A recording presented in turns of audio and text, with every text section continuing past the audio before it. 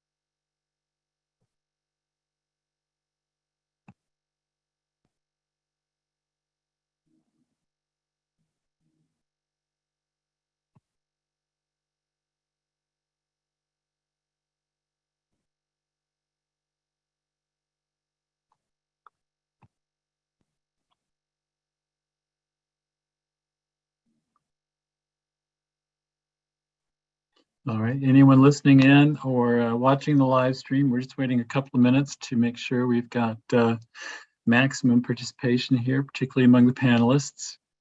And we will get started in earnest in a moment. The first part of the program is going to be a presentation from LaBerge and overview of the work they did. We'll have some questions from the members of the Common Council. And then after that, we will open this up to any members of the public who would like to speak. When we get to that portion of the program, people will have 3 minutes in which to speak, ask questions, and so forth. And then we'll move on to the next person. I'm wondering, Elissa, do you have a list of folks who've signed up already? Can you give me a sense? No one has signed up in advance. No one has signed up in advance. All right, so we'll be freewheeling. Yes. Well, I see Barbara Hill has come in as an attendee. Okay. 1, 2, 3, 4, 5, 6, 7, 8. So that's Barbara's here.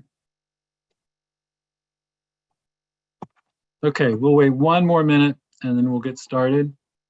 There's one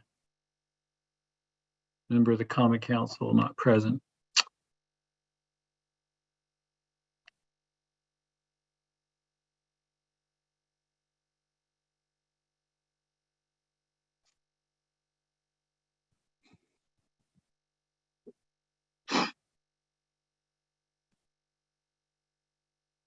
All right, it's 3 minutes after 7. Today, good evening and welcome everyone. It's Monday, the 21st of March, 2022. This public hearing and consultant presentation has been called by the Common Council of the City of Kingston, New York, in regard to the City of Kingston's Economic Recovery Plan. When we get to the public speaking portion of the program, the clerk will announce each speaker. When it is your turn, please state your name and address for our record. All speakers will have 3 minutes to speak. Thank you in advance for adhering to that time limit. So Elissa, people who are wanting to speak, should they put their names in the chat? What's their best approach here for that part? Yes, that would be best if they message me in the chat. Great. So anyone from the public who wishes to speak when we're done with the presentation from LaBerge Group and the questions from the Common Council, please put your name in the chat so that Elissa can make sure that you get your chance to speak. All right. Let's see. Mayor Noble, are you here? Great. Welcome. So we have with us tonight the Mayor of the City of Kingston, Mayor Steve Noble. Also, members of the Common Council, I'm just reading in the order of my screen here, Michael Olivieri, Barbara Hill, Tony Davis, Naima Muhammad, Carl Frankel, Steve Shabbat, Rita Worthington, and I am Rennie Scott Childress. Also in attendance is the City Clerk, Elissa Tenti. When we get into the nitty-gritty here, We do want to have definitely civil conversation. If anyone is inappropriate in the process here, Elissa has the power as the manager of tonight's meeting to eject you from the meeting.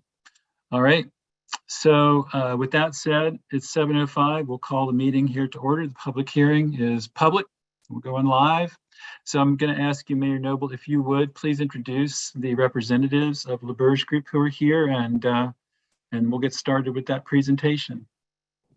All right, thank you so much, Alderman Scott Childress. We're excited to be able to be here with all of you tonight to introduce LaBerge. LaBerge, as you know, was hired last fall to be able to create the economic recovery plan in partnership with the community. And so tonight, Nicole Allen is here from LaBerge, as is David Gilmore, who both worked with us on this plan. And so they have a presentation prepared for all of you. And so I'm going to turn it over to Nicole to be able to get started. Great. Thank you very much, Mayor.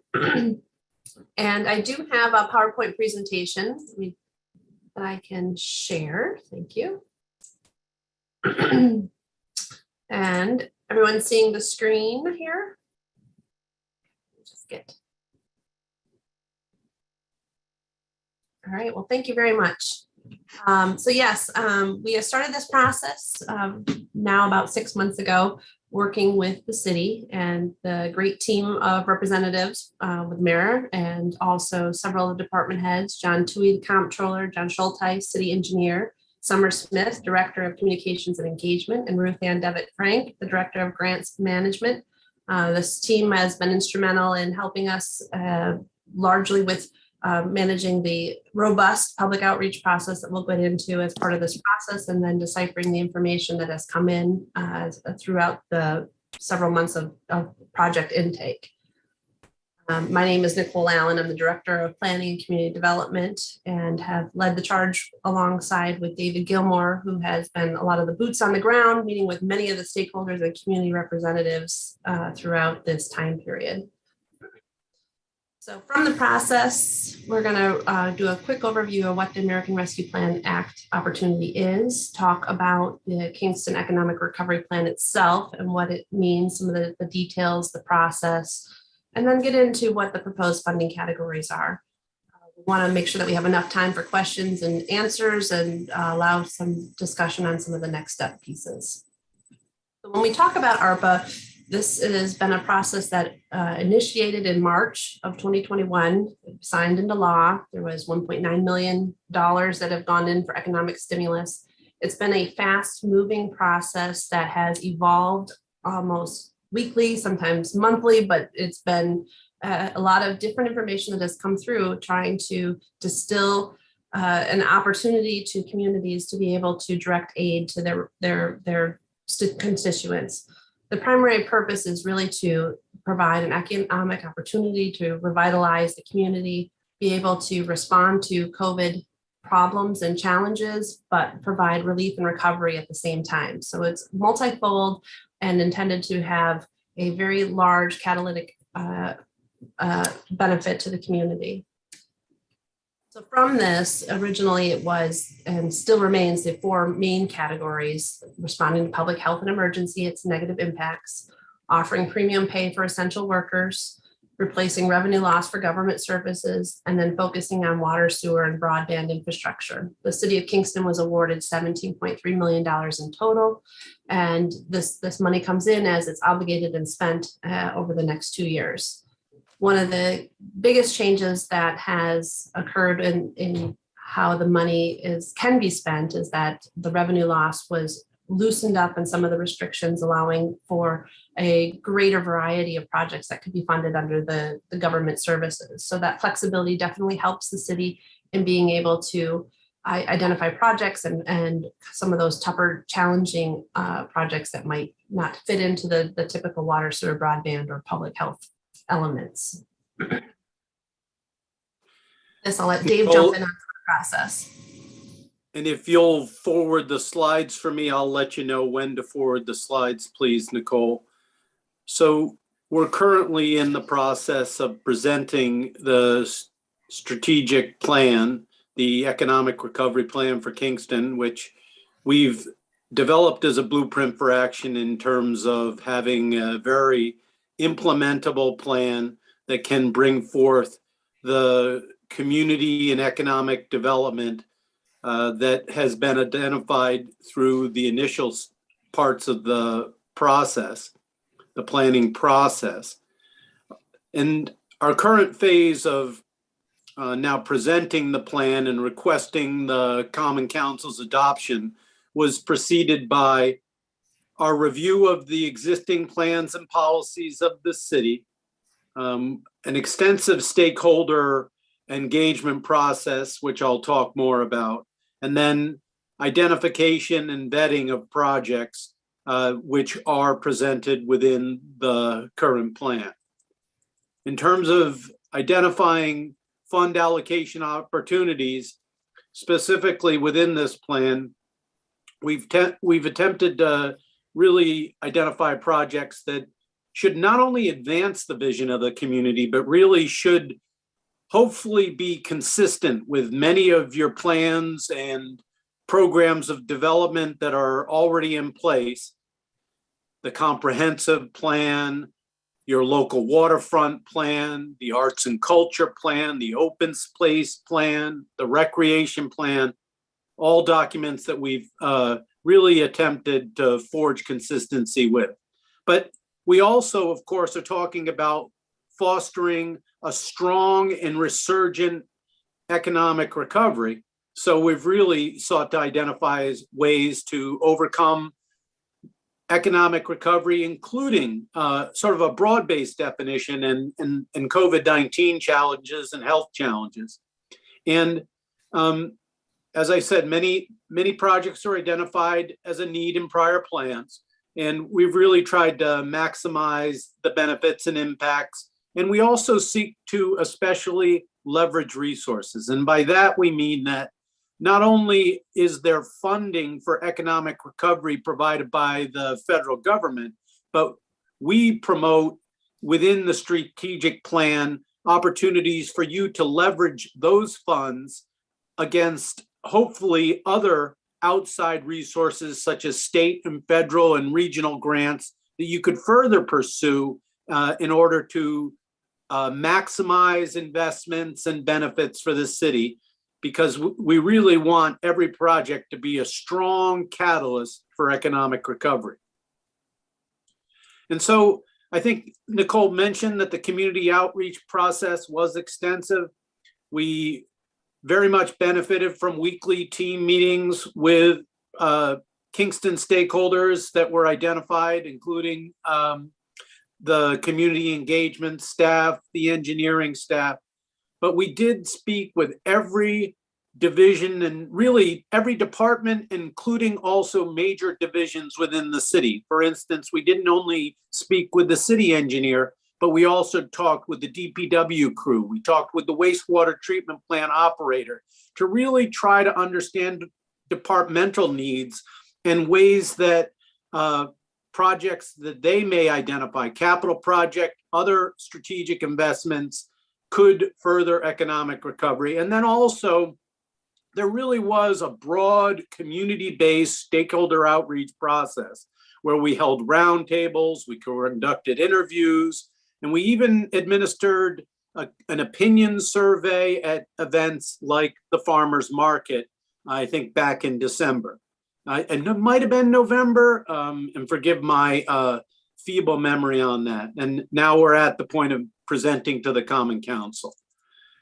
And just a little bit more on the public engagement timeline, and just in terms of, we met with many different divisions in an October timeframe, and by that I mean department divisions of the city, such as, for example, the planning department, the grants management department, the health and wellness staff, just by a couple examples.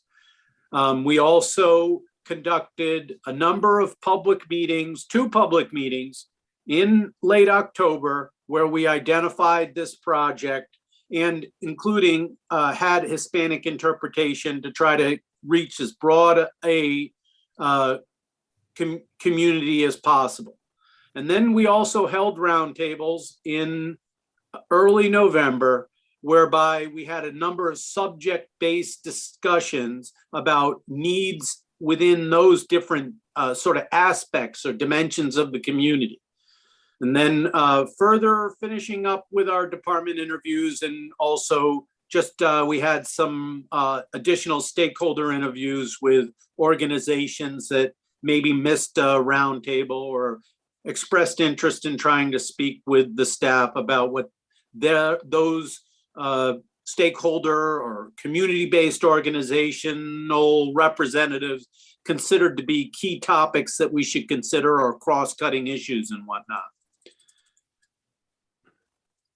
And then just in terms of evaluation criteria, as I said, we did really work to try to identify projects that may have been articulated in existing community plans and like the comprehensive plan, but we also established evaluation criteria to try to help us identify those projects. It wasn't the be all and end all, but to try to help us identify those projects that might have hit a number of key criteria where we really thought that embodied maximizing the benefit of the potential benefit of the project. So, and I'll just read through these, but was there a potential for a large or broad-based community benefit from a project as opposed to a more narrow scope of concern for a project? Was it critical infrastructure, being that essential infrastructure, telecommunications, water and sewer, that was just so essential for the economic recovery of the city? Did it protect public health? Did it provide for a new level of service or efficiency within the municipal structure? Did it aid community sustainability? I've mentioned whether a project may be consistent with a key plan objective. Does it leverage resources and really set up optimization potential for leveraging resources? Was there a way that it aided small business and tourism and cultural and arts economic development? Did it aid groups that were most likely affected by COVID?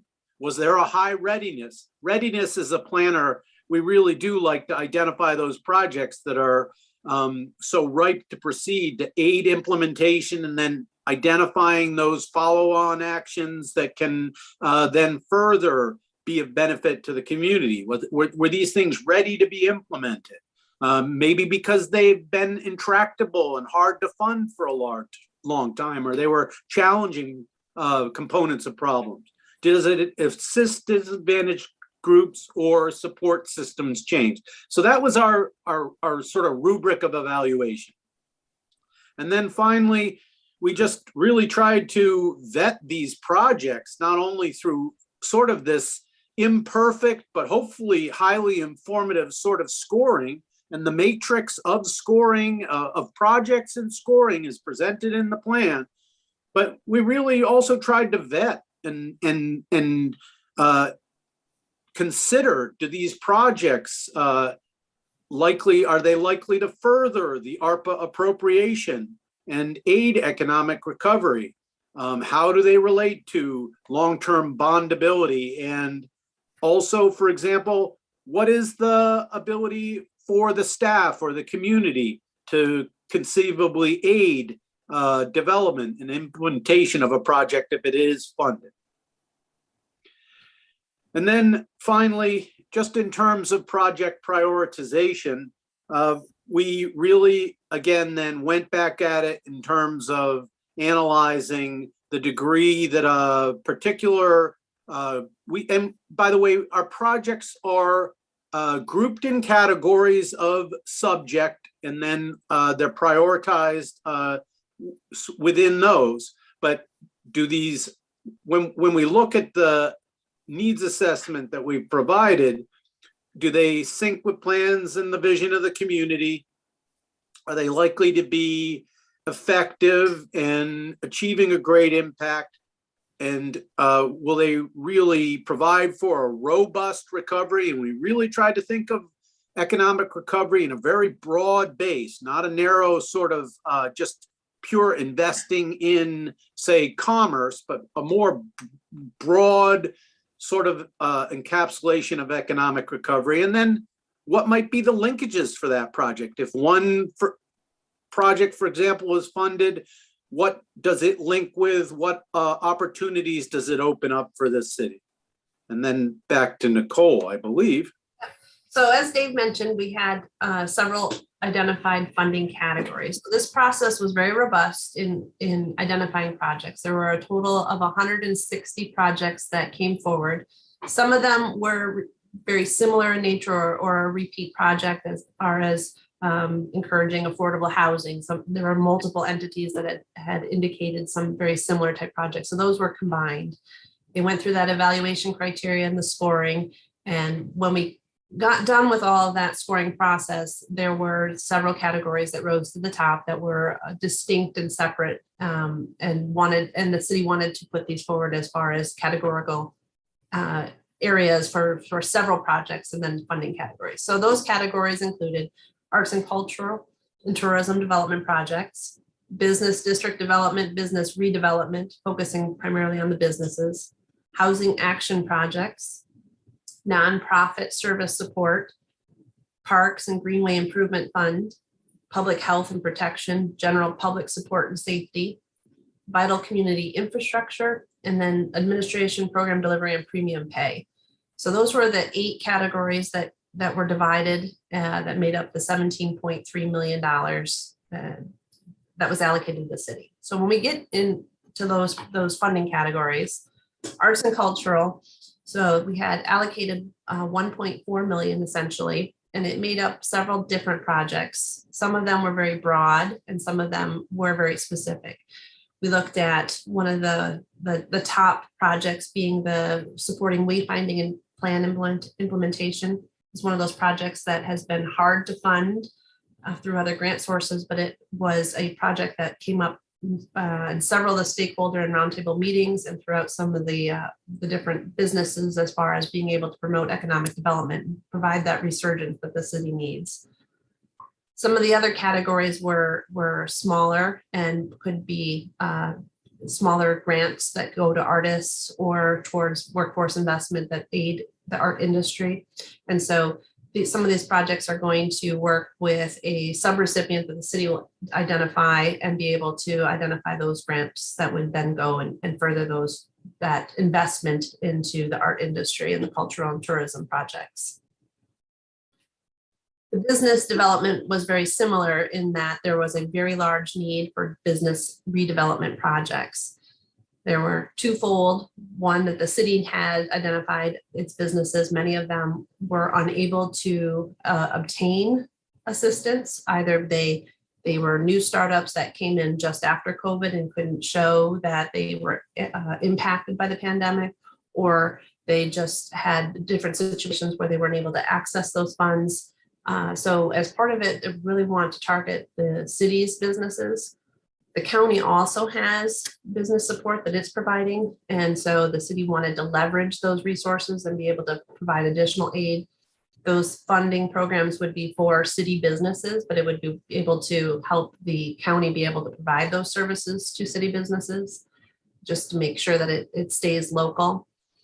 And then looking at ways to provide technology center and an incubator to be able to expand business opportunities and assist the minority and women-owned business enterprises within the city as well. The third category was housing action projects. The housing projects by far came up as one of the biggest project needs within the city. There was just a lot of need, a lot of loss within the last couple of years, and being able to find an affordable component brought back to the city is a huge need for the economic stability. And so the funding went into looking at housing rehab, looking at being able to improve properties, assisting homeowners, but also looking at ways to incentivize and provide affordable housing units within the city so that you have a larger surplus of those type of units within the community as well. So really looking at ways to stabilize the housing market, but also looking at ways to leverage those other resources so that it's not going to just be the $4 million, it's looking at other resources to pull in to maximize that benefit. The nonprofit service support, there was also a great amount of need. The projects in this category alone were extensive and large. And so as a way to streamline that process, the city made it very broad in being able to provide assistance to nonprofit services in general. And so there will be an application process specifically that will go through a subrecipient to manage that and allow nonprofits to provide aid to them directly for their needs as part of kind of COVID relief. Parks and Greenway improvements, one of the areas that the city did notice that was impacted by COVID is the outdoor spaces. Public had to get outside, and as a way to do this, the city recognized the need to be able to improve those public spaces. And so as part of this process, looking at all of the city's wards to be able to invest in public open space and green space, to be able to identify projects that would improve everyone's quality of life, and whether they are neighborhood parks or community parks, but really being able to provide that extra benefit in these hard to fund category areas that improve the lives of everyone.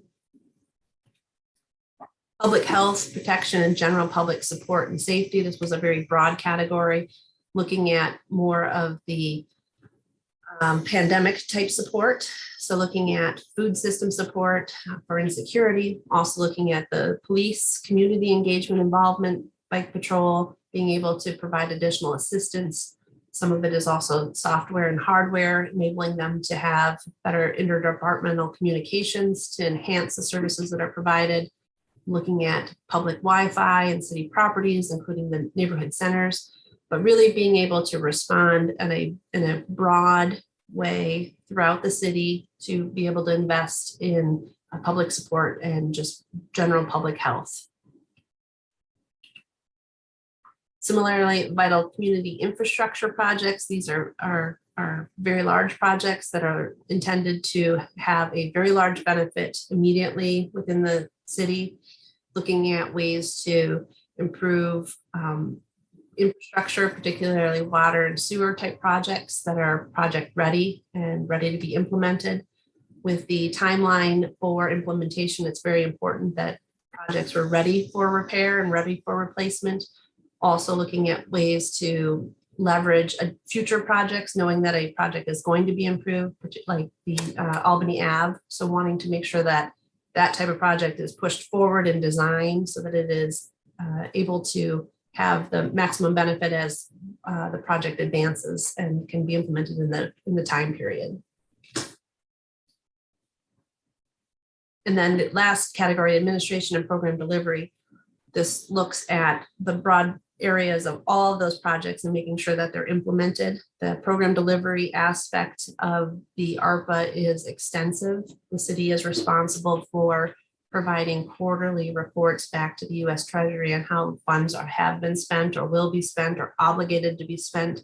And there's also a reporting process to ensure that those that are using the funds are using it as it was intended, and that the tracking kind of the benefits that go along with it. So as part of this process, the city will work with subrecipients. There will also be some staff assistance to make sure that staff is adequately able to meet this demand that is going to be put upon them. There will be just a large reporting component for all of these 8 categories and $17.3 million. But also looking at the premium paid to essential workers, recognizing that this $300,000 is not at all, and it's not all that they are deserving of for their hard work over that time period, but recognizing that it could be leveraged with other resources from the city as well. So with that, looking at next steps, the draft plan is available on engagekingston.com. We have the process of working with the Common Council for adoption, and then looking at the next steps for implementation. There is a section of implementation that identifies the flexibility of the plan, and that projects, as I mentioned, there's 160 projects that were identified. There are the categories, and the city had put together a process to allow some flexibility. So if a project determines that it's not going to be either cost effective, or they're just not going to be able to be constructed in time, or they can't engage a contractor to provide the services. There's a lot of different types of backlog, and for example, sometimes right now you're not unable to get sewer pipe for 200 days. So knowing that, and knowing that the money has to be spent and obligated in a certain time period, we wanted to make sure that the flexibility was built into the plan to adjust if needed within those funding categories, and be able to work with the Common Council as well. Process moving forward is important to get the funds now into the hands of the city businesses and nonprofits and homeowners and other constituents. And so once the plan is adopted, the city will work diligently to move towards the implementation and engage those subrecipients to help them in each of those funding categories. So with that, I do want to open it up for questions from the council and be able to, and then the public as needed. Great. Thank you for that presentation. I think what we'll do is, in the interest of time and organization here, I'm just going to go from alderperson to alderperson, 1 through 9. And if you've got questions, we'll go in order to begin with. Of course, if anyone has a question that builds on something that's being said, feel free to raise your hand or shout out, and I'll try to get you in. All right. So that means starting with Ward 1, Barbara Hill. Any questions? Yeah, I looked at it earlier today, and can you hear me? Yeah. Hi, everybody. Yeah, I looked at the report today, and I was like, whoa, this is long, but I did slug through it, and it was good to see, you know, the summary again.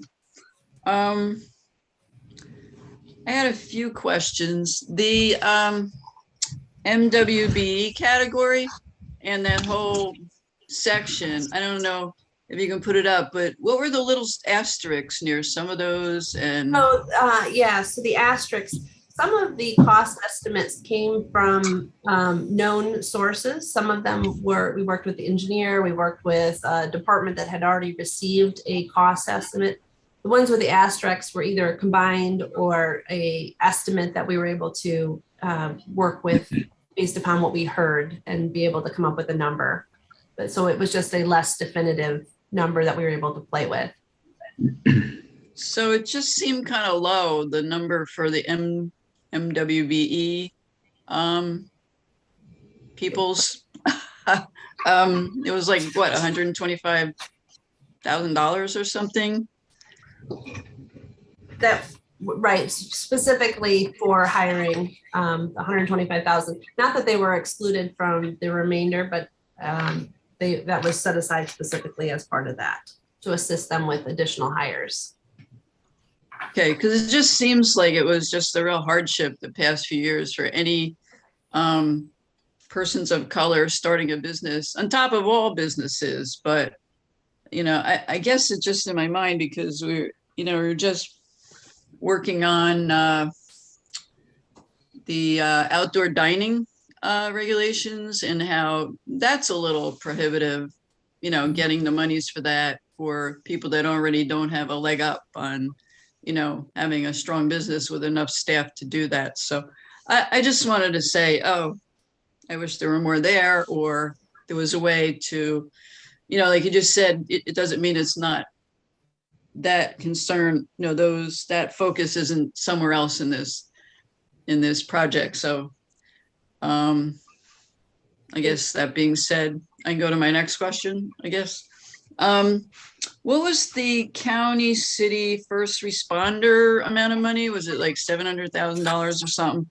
I'm just always, you know, I'm very interested in behavioral health and mental health. And so I don't know exactly what's linking up there to what. Is it the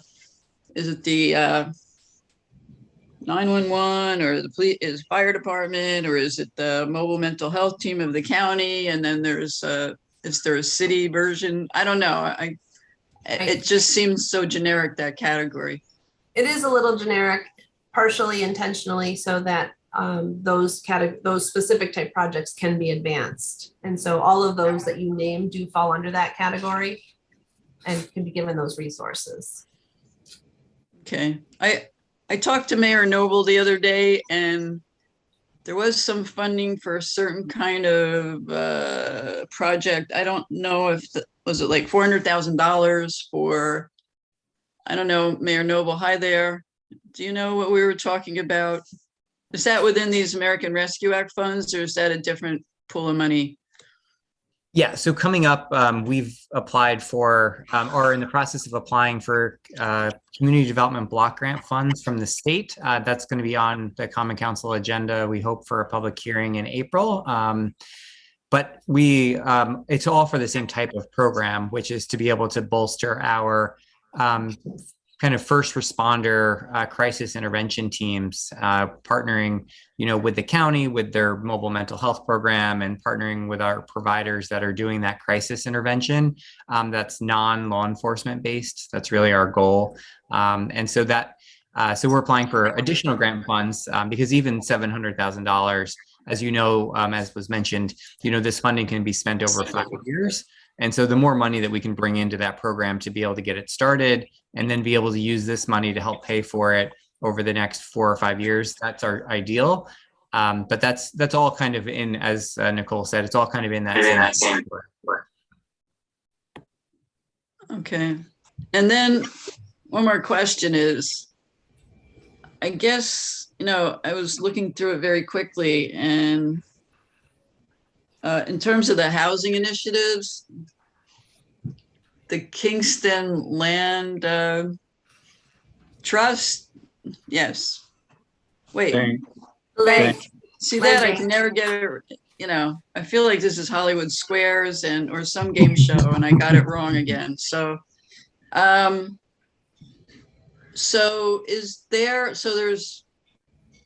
there's not a specific line that says that recognizes money going to them. It's in one of those categories on that housing sheet that you had. Correct. And I can pull that back up if it helps as well. It was intended to support programs and projects that they are doing. So that's where the leveraging comes into play. Get the housing one. So supporting the land bank's rehab of single homes. Oh, it is specifically there. Okay, sorry. And then structuring transfer of more properties to the land bank as well. So kind of twofold. It seems so sad that we don't have more money to put more in housing, but that's a good chunk. You know what I mean? It's just such a crisis. All right, so that's a comment, not a question. So onward to the next word. Carl Frankel? Yeah, you can hear me, I assume. Well, I have a somewhat different perspective than I heard from Barbara, and it's really about deference. I do not claim to have the kind of expertise that will allow me, in a brief review of a document like this, to feel that I have the authority to challenge the wisdom and analysis of people who have put hundreds and hundreds and hundreds of person hours into getting this plan put together. It would be presumptuous of me, I think, unless something really jumped out and just didn't feel right. And I have not found anything that I would dispute on more of a rounding number level. I think that it's a strong plan. I think it hits all the important bases. I intend to support it, and I don't see any meaningful challenges that would be useful, and I don't see a need to take the council's time further with my thoughts about it. Thank you. Rita Worthington? Good evening, everybody. First, let me apologize for not being on camera. I'm on the downside of the flu right now. And so particularly my attire is not becoming right now. So I'm going to keep my camera off. But thank you for the presentation and all of the hard work that you guys have done to go into this presentation. I've, got a chance to look through the document. It's a very long document, so I'm still skimming through all of it. one question that I had, I wonder, I don't know if this question would be for the mayor. How do we come up with which streets? I know that, Kingston is in the process, the Complete Streets initiative. It'd be nice if we can do a citywide Complete Streets initiative, or maybe that is the goal. But I want to know, how is that decision made of which streets are going to get new sidewalks, ADA compliance? How's that decision made? Because I see Henry Street is particularly referenced in here. And I know that was already in the plan to do. Now Franklin Street. And I think I saw another street, I don't know, Hasbrook, I think it was. I forget what other street it was. So that's my first question. How are the decisions made for that? As the consultants, and by the way, Ms. Worthington, I did have the fortune to work on the Complete Streets initiative over a decade ago. So it's exciting to hear that people are still passionate about Complete Streets. But also in my part of the presentation, we did mention the interest in trying to leverage resources.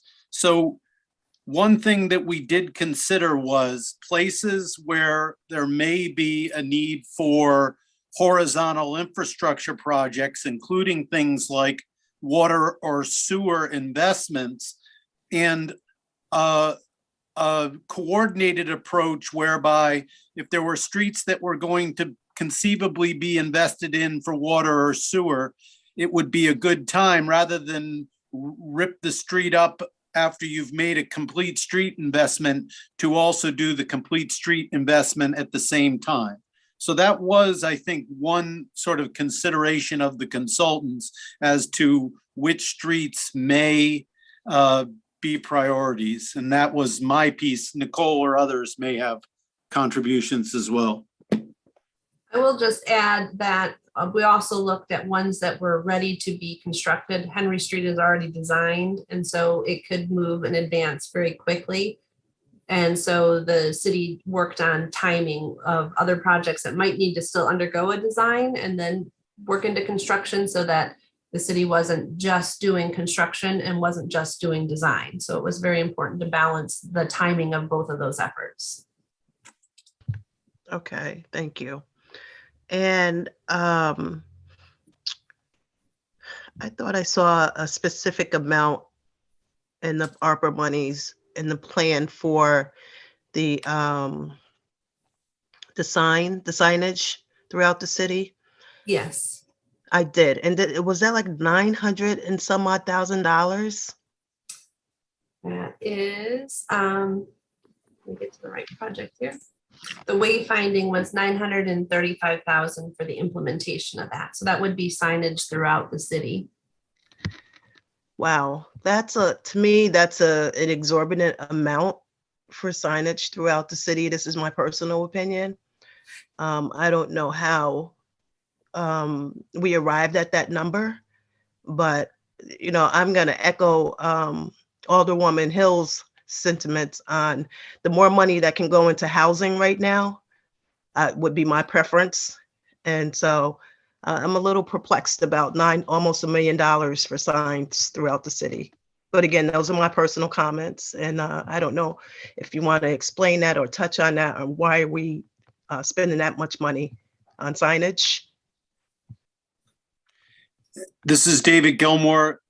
And just for information and background, the original wayfinding study was conducted by the Ulster County Transportation Council. And I believe while there were pieces that were recently completed, that study was started 6 or 7 years ago and was seen as a tool to aid overall economic development, including in the service and arts sector, which I think was seen as providing for a lot of multiplier type economic benefits. But I think also it came to be known that there was not a lot of exterior funding in terms of, such as from the state or federal government, to support wayfinding plan implementation. And so I think that it was seen as a sort of project that had been around quite a while, and grants, staff, and other efforts had not been successful in coming up with funding to leverage wayfinding plan implementation. And then the only other story I have is being an upstater from Lake George area. When I did move down to New Paltz Way, it took me a while to learn my way around Kingston. Yeah, I appreciate your answer. I still think that's a lot of money for signs to be displayed throughout our city. We're not that big where we need $1 million worth of signs. So, my opinion. We'll see what happens after you're done with the flu, Rita. All right, thank you for that. Next would be Naima Muhammad. Hi, everyone. Good evening. First, I want to say thank you to the team that put this together for your thoughtfulness.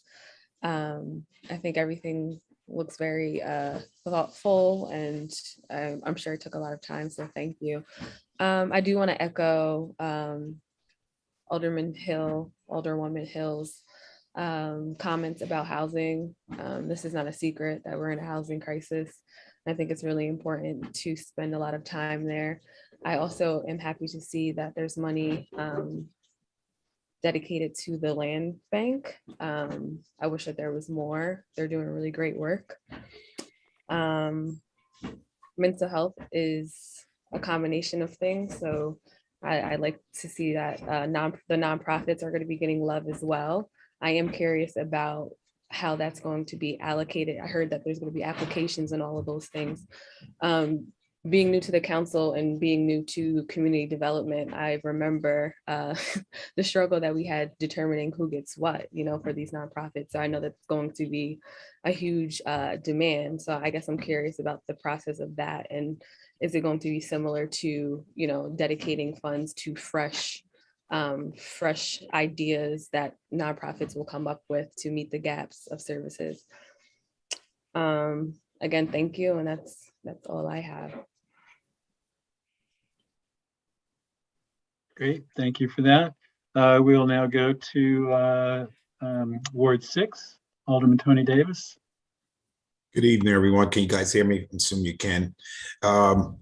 Again, as I'm echoing everybody, thanks for the team that took the time to put this together. As Alderman Franco has said, I'm not any expert on this field to really challenge anything, but I do have a few questions. In regard to the public session or the hearings, were they virtual, in person?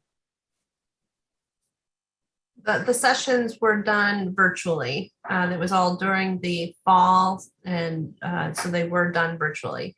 There were a couple that were done in person with some of the department heads and some of the stakeholder groups, but the larger public sessions were virtual. And how would you say the turnout was from the public's engagement in this? I would say it was, a mediocre turnout. I wouldn't say it was robustly attended, but they were recorded, and we do know that it was downloaded multiple times from the city's Engaged Kingston site. It was also recorded in Spanish and had the live interpretation during one of the public meetings as well.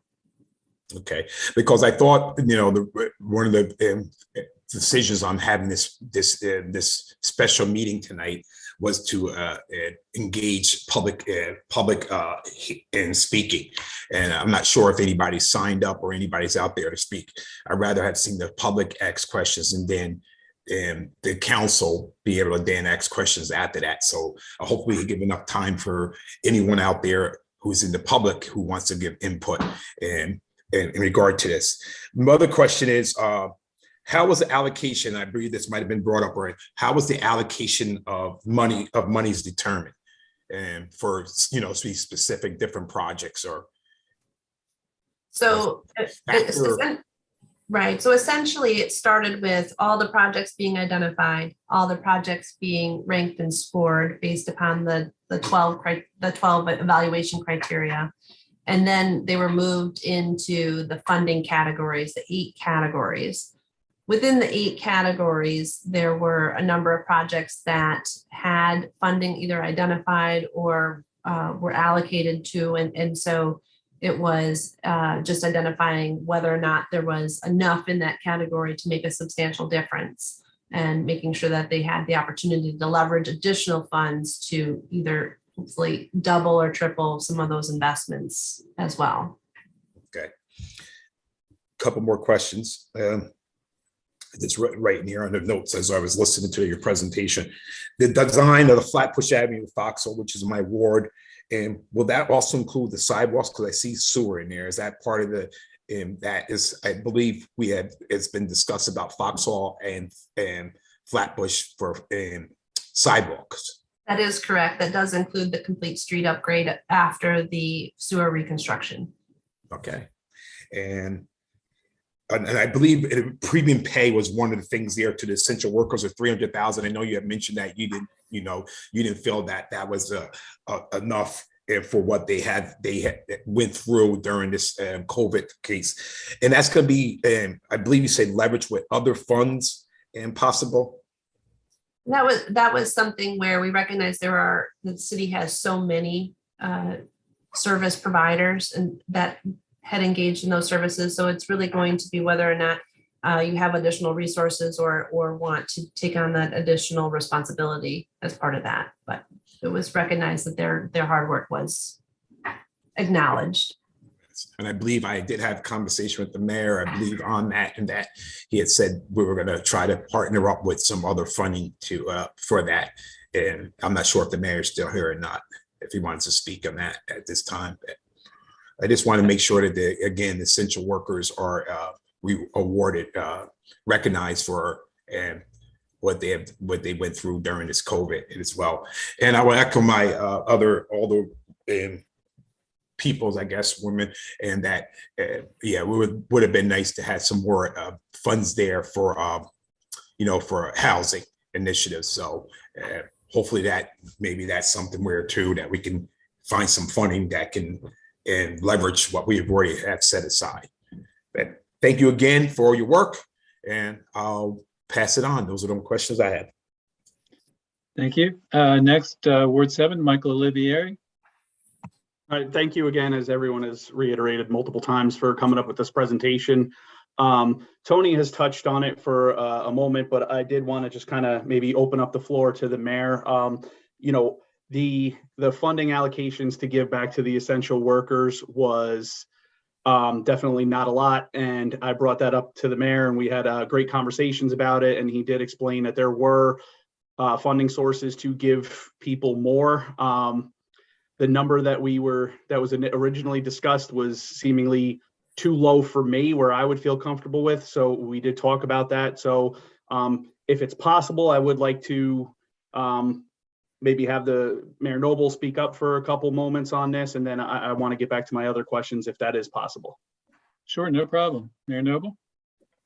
Sure. One of the things that we discussed, as developing the plan, is that it does allow for premium pay for essential workers. And this could be done in a variety of different ways for us here in the city. In order to, make that payment, it does need to be negotiated with each of the 3 labor unions that we have: police, fire, CSEA. But we feel confident that we would be able to come to a reasonable essential pay number that's probably in the $2,500 to $3,000 category, which I think would, show our employees that, we appreciate all of the work that they did during, the really difficult time of COVID, when none of us really knew how to protect ourselves or have the essential tools to protect ourselves, during those first months and really the first year of the pandemic. And so we feel that we as a city also are in a really strong financial footing due to increases in sales tax in our community, cautious spending. We feel like we are the right partner to come up with additional funds to be able to match this rescue money.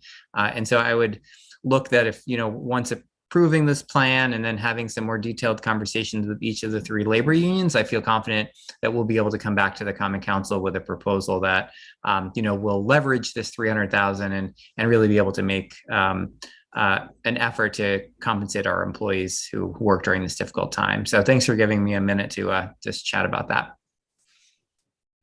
Thank you. Yeah, I mean, it's important, as everyone has touched on. I mean, these brave men and women were out there on very uncertain times where we were all told to stay home, but yet they still had to go out, and they deserve to be compensated for that. So that was the first one. The second one is, can you identify specifically what funds are going to be going to homeowners who are, maybe on the cusp of potentially losing their home due to, being back on their mortgages or taxes, et cetera? We've discussed in great detail what we're doing for renters, and we've passed a lot of legislation for renters, but we have to really start thinking about the homeowners now and helping them out. Yeah, and I could take that one too, just because it's been on the top of our mind as well. One of the things that you'll see in this plan, and one of the reasons why we funded some of these projects more than others, was about we also worked with LaBerge to be able to identify what community resources currently still exist, and we didn't want to duplicate efforts. And so right now, New York State has a homeowners assistance program for folks who are behind on their mortgage or behind on their utilities. Right now, there's a program that if you're behind on your water bills or your sewer bills, there's a program right now that folks can apply for as well to be able to help them. And so we didn't want to create or recreate those programs within our own initiative when those funds are available and we're looking for people to participate in. And that's also why when you look at some of our housing projects, we tried to focus on housing projects where there wasn't necessarily large amounts of funding, where to say build affordable housing, it could cost millions. We could use our whole $17 million to build 30 units of housing, but yet there are tax credits that are available to private developers that can make that happen with using other funding pools. And so we tried to, kind of diversify and look at areas where there isn't a lot of support. So I hope that maybe answers the question a little bit, but those are why we didn't do any necessarily homeowner mortgage assistance, because there is a current New York State homeowners mortgage assistance program. Okay. And the final question that I have is kind of reiterating what Ms. Worthington said. 935,000 for signs just does not sit right with me, especially when, any sort of post that you see online or any road that you travel on, you're playing dodging potholes and, yes, signs are important so people know where they are going. But in this day and age where everyone has a cell phone with GPS, I would like to see some of that money allocated more towards fixing the streets, fixing the roads. And I believe there's another line in there, and this may be a bigger project, but I was able to take a tour of the Midtown KFD building, and they are in dire need of repairs. One of the bays can't even be used for heavy vehicles because of the crumbling infrastructure underneath it. If you were to do a straw poll, anyone out there, would they rather have more signs or have the fire department have a bay that's usable? I'm sure they would all say the same thing. Again, 935,000 for signs is a lot, and I hope we can figure something out to maybe allocate that towards something different. And that's all I have. Thank you, Mike. And just as way of background, there is a project to develop fire station construction drawings. And so just as background, the project to aid the engineering design for improvements of the fire station is allocated $200,000 because it was seen that there is a need for the engineering designs to come forth so that there can be robust decisions as to how much funding is needed and how to pursue external funding to get that implemented.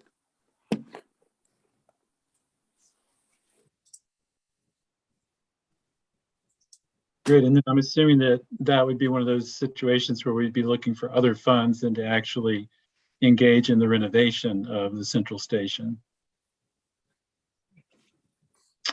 Okay, then let's see, Ward 8, that's Steve Shabbat. Why, thank you, Rennie. I think looks like I'm the last one going. I don't see Michelle. So, you know, being last has its benefits. You can kind of sit back and, you know, weed out a lot of, you know, some of the questions I had.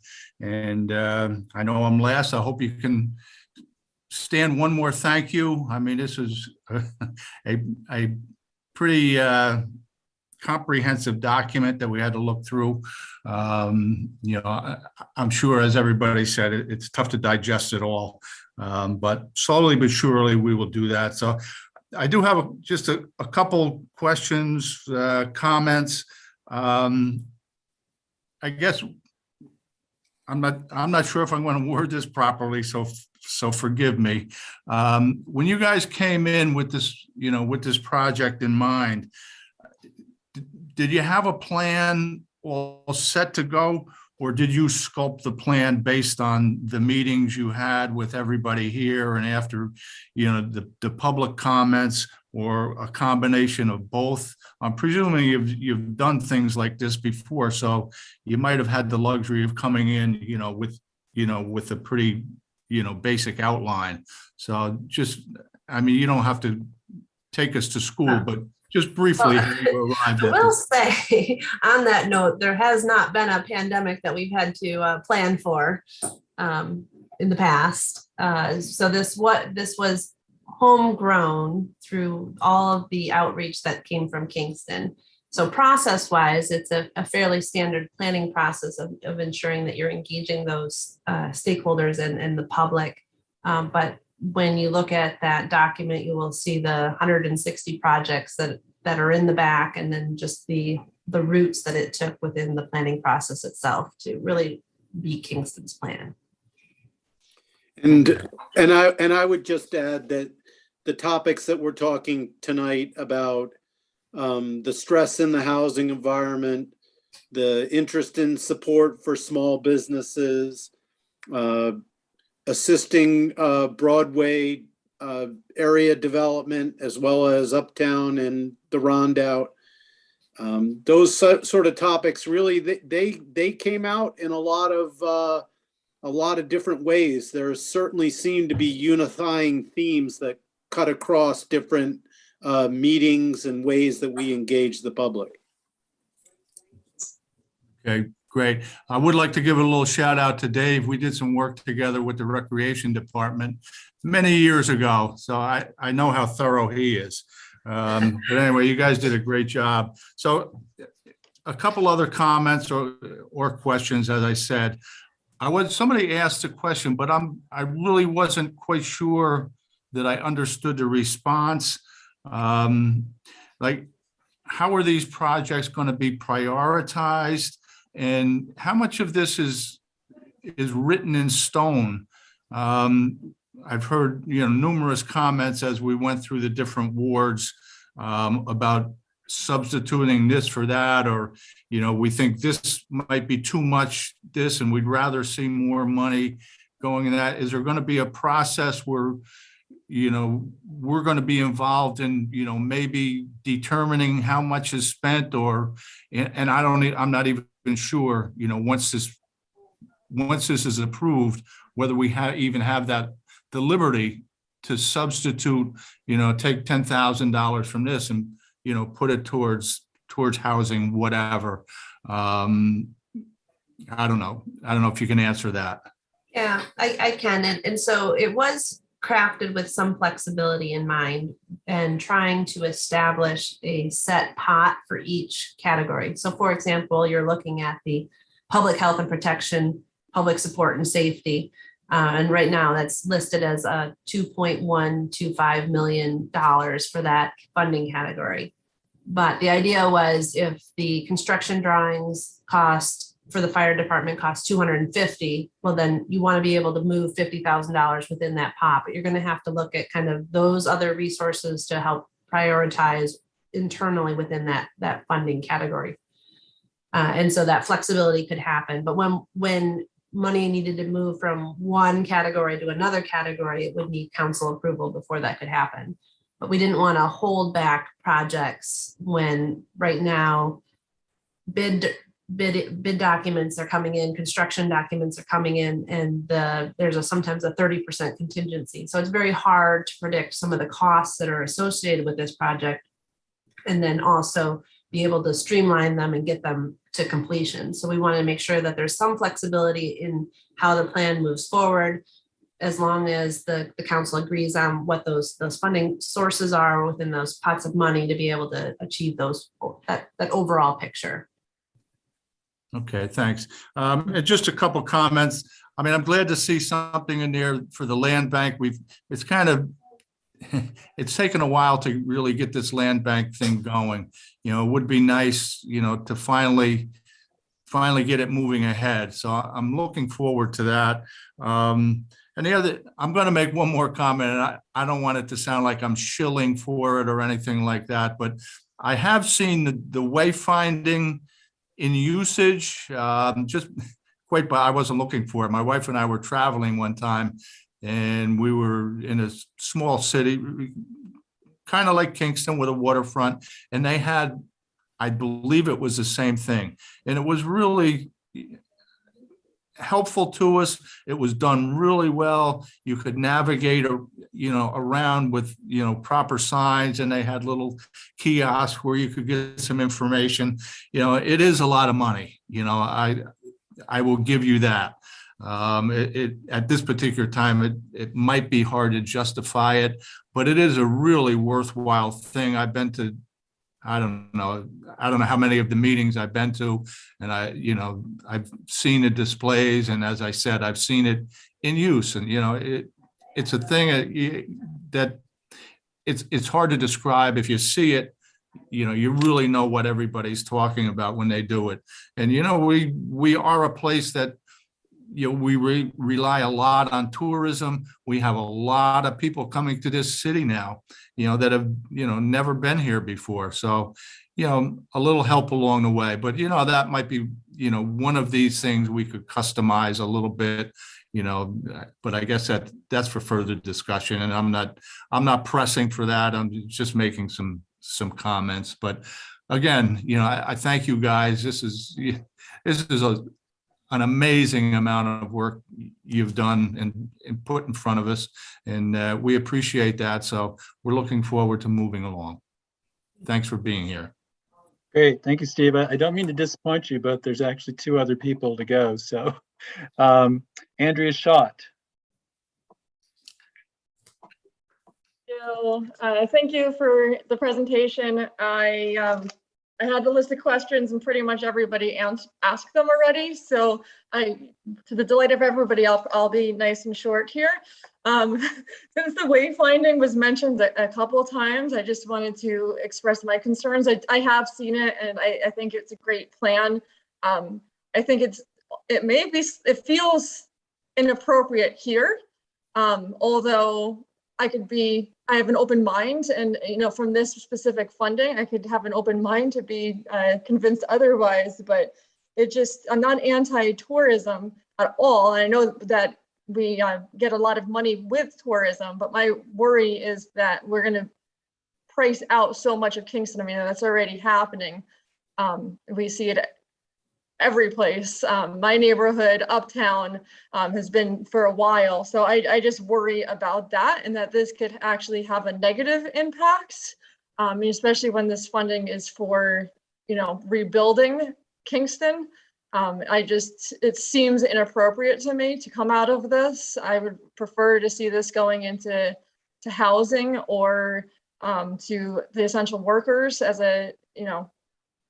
build that. And my other concern is the infrastructure projects, that the price just seems really low to me with the estimates. So I'm kind of just wondering how those numbers were brought forward, because serving on the council now for a number of years, I don't think we've gotten a complete street project for under $1 million. I mean, we're talking about millions of dollars to do the, like, I'm looking at Albany Avenue. To me, and this isn't my specialty, but since I have been on the council for a while, $1 million to do the complete street with sanitary storm sewer comprehensive fix seems incredibly low. So I'm just wondering how you got those numbers, if there's any cushion space in those estimates, and if there's a plan of what happens when it goes over. But you also, Nicole, did mention that if we do one project, prioritize the project, if that is kind of the answer there. Right. And so I will say some of those numbers are likely very low, but it was also in the appendices, you'll see that there were multiple other grant sources identified with some of these projects. So the intention was to get design complete, because design is something that is not a grant funded element typically, but in order to apply for the grant, you have to have the engineering complete and then be able to leverage those construction dollars. And so the city's approach was looking at ways to show a match or show a commitment fund and then also apply for future grant applications.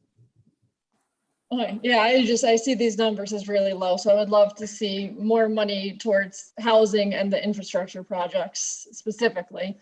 And then Steve actually hit the question about the process of, it almost sounds like the majority of us have the same opinion on a lot of this, not all of it, but so what would be, I'm just going to go more specific than Steve did, but what would be like the next steps for the council? I mean, could we say, okay, we want more money for the Albany Avenue and we're going to take it from here, and we could make that change before the council votes on this? Or do we have to just vote a yes or no on this plan, and then as the plan progresses, then we make changes? So go ahead. I mean, I'll take this one, Nicole. I mean, so John Toohey and I are prepared to meet with the finance committee, to talk about that. We are hoping that we will be able to be on the March 30th finance committee, so that we can go over some additional of how what we think would be a good workable structure.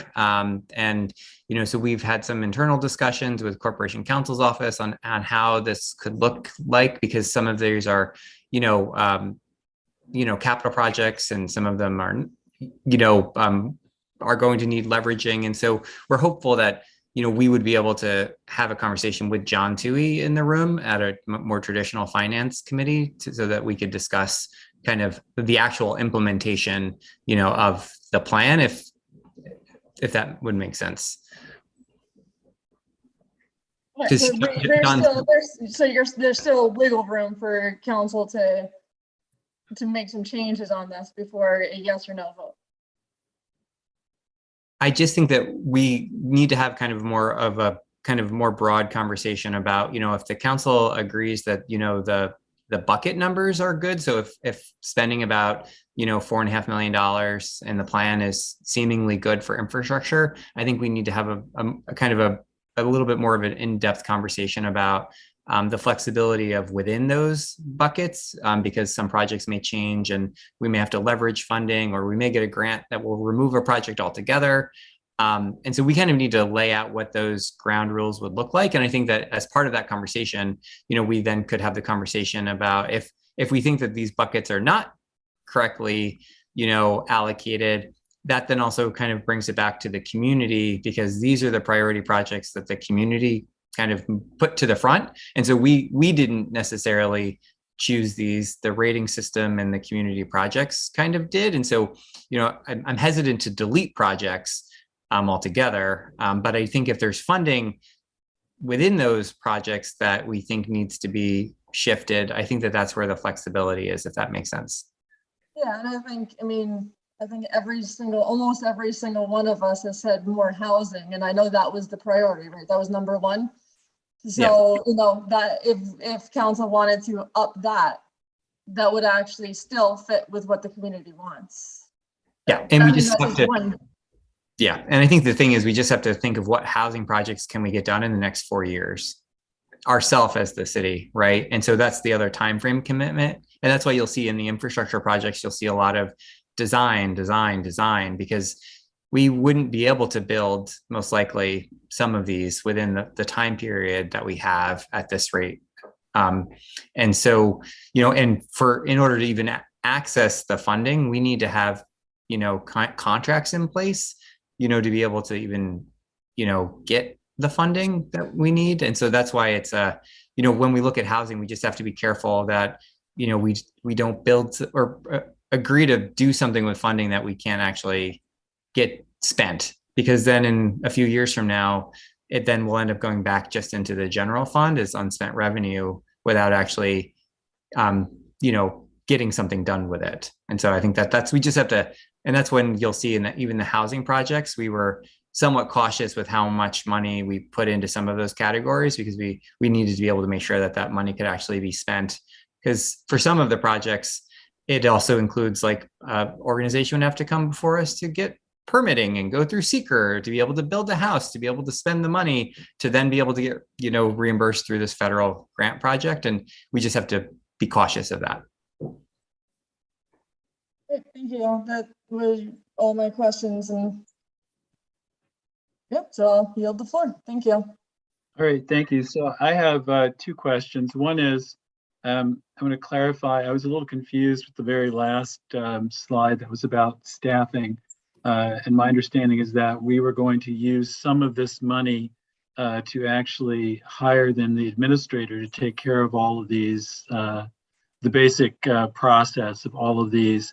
And so is that what's included there in that Project 160 Plan Development Administration Program Delivery? Or is that more specific? So that does include some staffing additions to help be able to provide that program delivery, looking at making sure that you're adequately staffed for the long-term implementation of this. But there's also just program delivery that would need to occur as far as being able to work with a subrecipient and be able to have them provide that same level of assistance for the services that they're going to provide too. So it's kind of twofold. Some of it can be done by the city and some of it would be done by others as well. Right, because I saw, and I totally agree, the parts where you're talking about our current departments and how they are doing a lot with a little. And so it doesn't seem like there's much wiggle room for them to take on the extra work that's involved in all of this.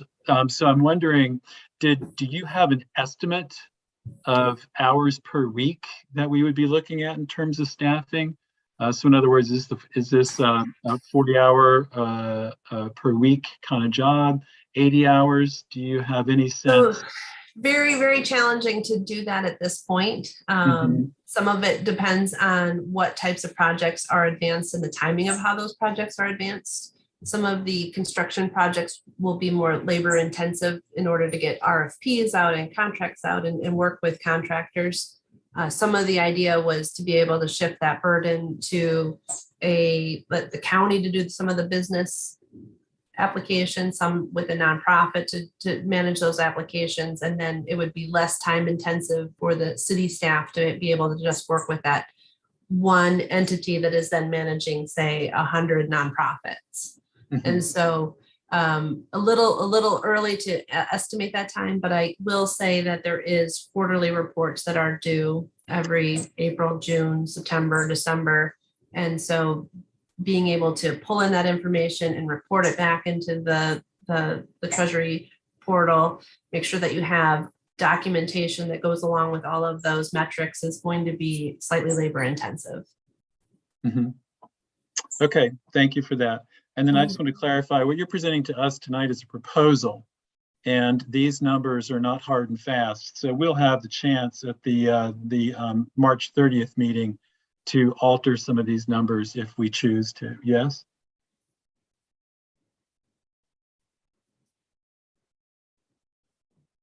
I'm not sure who that question was exactly directed to, but I'll just say that, you know, we, the community and the team, you know, did spend a lot of time, you know, putting all of these numbers together and doing you know, being able to identify cost estimates to the best of our ability. Again, some of the cost estimates may change. Some of them are planned to leverage other resources. And again, we had to do it within the time frame kind of view of how much could we spend in the next 4 years to be able to get this done. But is there some flexibility?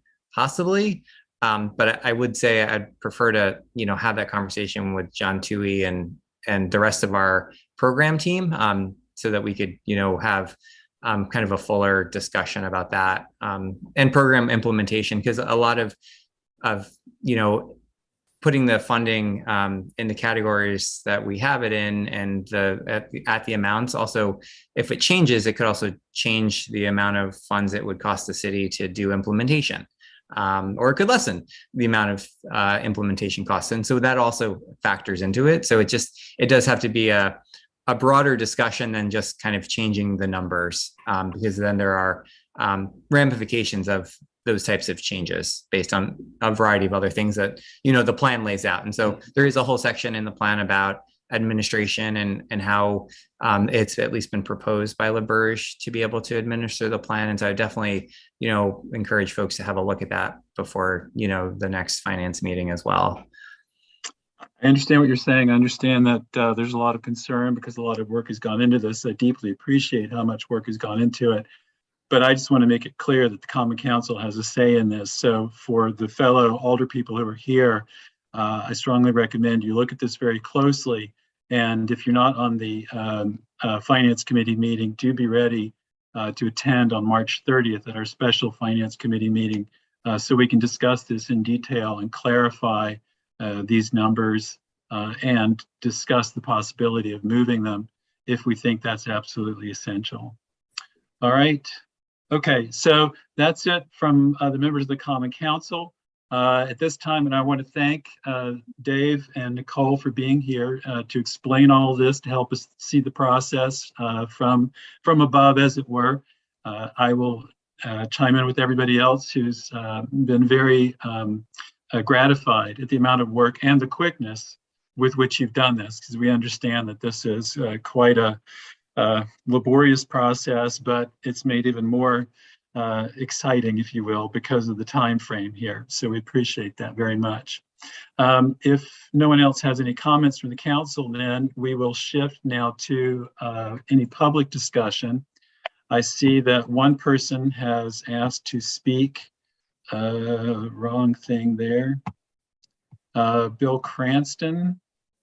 Unless, Alyssa, have you heard from anyone else? No, that's all. Okay, so at this time, I invite Bill Cranston to join us. As it's *6.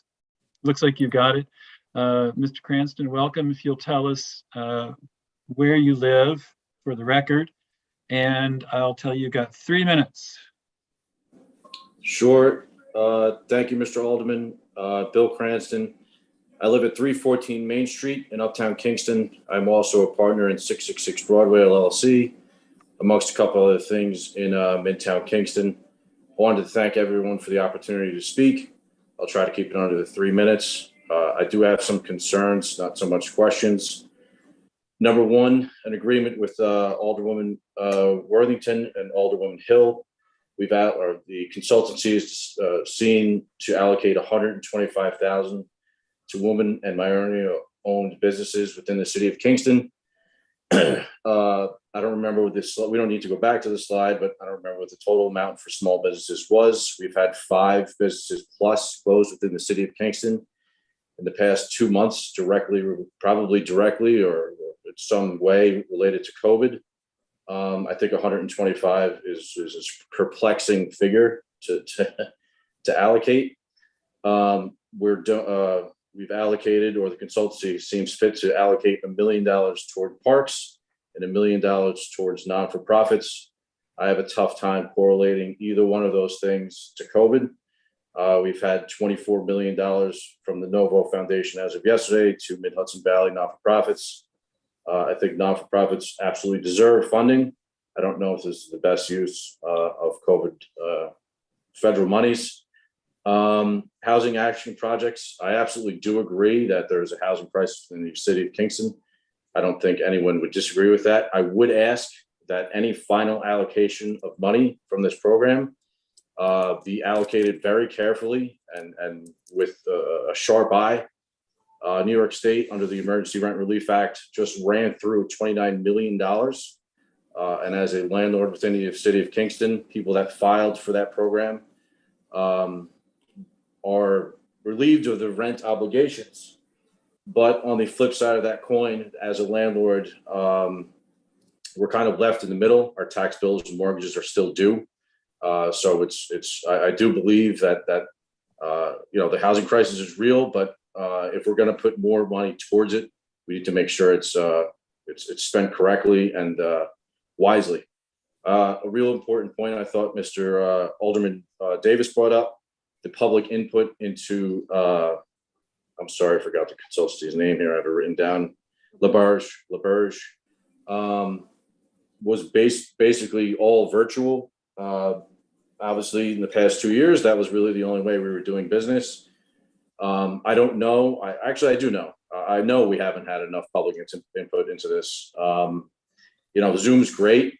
I'm the only person here tonight. I'm one person in a city of 30,000 people. We got to get in touch more with the public. I would say probably 90 to 95% of the citizens of the city of Kingston have absolutely no idea that this $17 million is there or how it's going to be spent. Alderman, I believe it was Shabbat, they addressed the $935,000 going to wayfinding. I just got to put it out there. Yeah, there's a lot of people from New York or Brooklyn. They're young. They're going to use Waze and they're going to use Google Maps. I just don't see. I don't see $1 million going anywhere good with that. I know that's 3 minutes, Mr. Cranston. So that's the time allotted. I'm happy to talk to you more if you want to discuss this further. Between the two of us, and I can represent your concerns to the council on the 30th, if that's all right. Appreciate it. The 30th is a public? It's public in the sense that the public can attend, but it's a business meeting. So it's the participation is only the members of the Finance Committee and the Common Council at large. Understood. Thank you for the time. Yes, sir. I see there's other people who are attending. Does anybody else? I'm sorry, Andrea Shaw. I get at the end, but I was just going to make a suggestion, and it's something actually that Mr. Cranston said too, about public engagement. Are you planning on extending the comment period for a week? Is that the plan? Okay, I just wanted to make sure, and so you'll say that at the end. Yeah. Thank you. Yes, so Mr. Cranston, what President Shaw is noting there is that we'll leave this public hearing technically open for a while. So if you write something, or if you and I discussed it and you want to include that in the record, we can, you can send that into City Hall, to the clerk's office, and they'll include that in the public records. And anybody else who's attending tonight, if you would like to write something, it can become part of the public record. But at this time, any of the attendees who are here, would any of you like to speak to any of the issues that have been raised this evening, or to anything else that you see in this process or in the document? Would anyone else like to speak? You would have to, sorry, Rennie, you would have to put it in the chat. For the folks on Zoom, if you're not a panelist, they won't be able to just raise their hand. So if anybody wants to speak, they'd have to just write it in the chat. I'm sorry, I'll clarify that. Put it in the chat.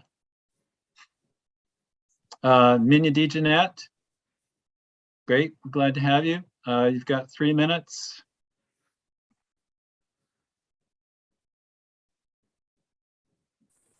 Hi, everyone. Can you hear me? Yes. Okay. Hi, thanks so much for letting me speak. And I did want to say to the Verge group, this thank you so much for the hard work. Like echoing what everybody else is saying, I do appreciate it. But because of the limit of time, I'm not going to go too deeply into that, because I just wanted to thank the Alder people who did bring up the questions.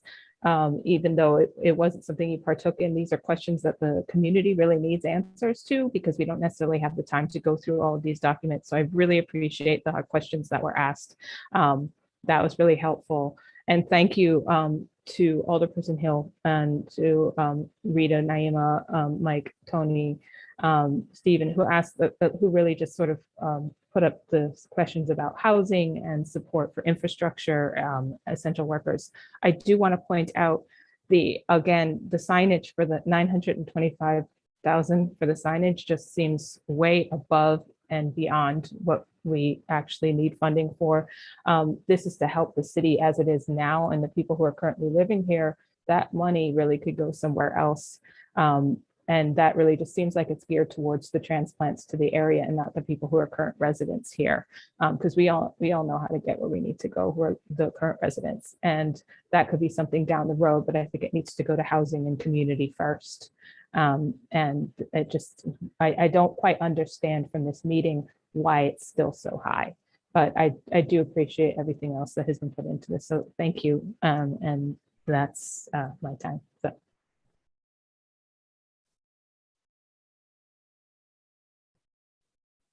Great, thank you, Minya. All right, anybody else? Anybody else want to speak? I'll ask 2 more times. Is there anyone else who would like to speak tonight? Anyone else who would like to speak tonight? All right, I'm not hearing anyone or seeing anyone in the chat. For all present, I will note that we will keep the public hearing open until the 5 o'clock Tuesday, March 29th. We will keep the public hearing open until 5 o'clock Tuesday, March 29th. So anyone who wants to make public comments, you can write those in. Please send them to the clerk, emtinty@kingston-ny.gov. And of course, since it looks like there's a fair number of people who were not here tonight, pass that information on to everybody you know, so that we can hear as much as possible in the next week or so from as many people as possible. We're very interested in hearing what folks at large think about the plan as it is currently laid out. So I will leave a minute here. Anybody on the Common Council wish to say anything else? Mayor, do you have a last word or two here? Yeah, I just wanted to take a moment to also thank all of our staff that worked with LaBerge, Ruth Ann Devitt Frank, John Toohey, John Schulteis, the whole crew was just, sorry, cat, was just really wonderful and working with, in the situation we had with COVID, kind of having that resurgence in the fall and winter of this year. So that's all I wanted to say, and thank you, everybody. Great, thanks so much. And yes, again, thank you to everyone for being here tonight. Appreciate the investigating you've been doing so far. And we look forward to discussing it further on Thursday, March 30th, among the members of the Common Council and the mayor. I can see the headline tomorrow, Mayor tosses cat on screen. All right. Okay, thank you, everybody. We'll call this meeting for tonight closed, but the public hearing is still going to be open, so please make any comments you wish to until Tuesday, next Tuesday, whatever it is, the 29th, until 5 o'clock. All right, good night, all. Good night.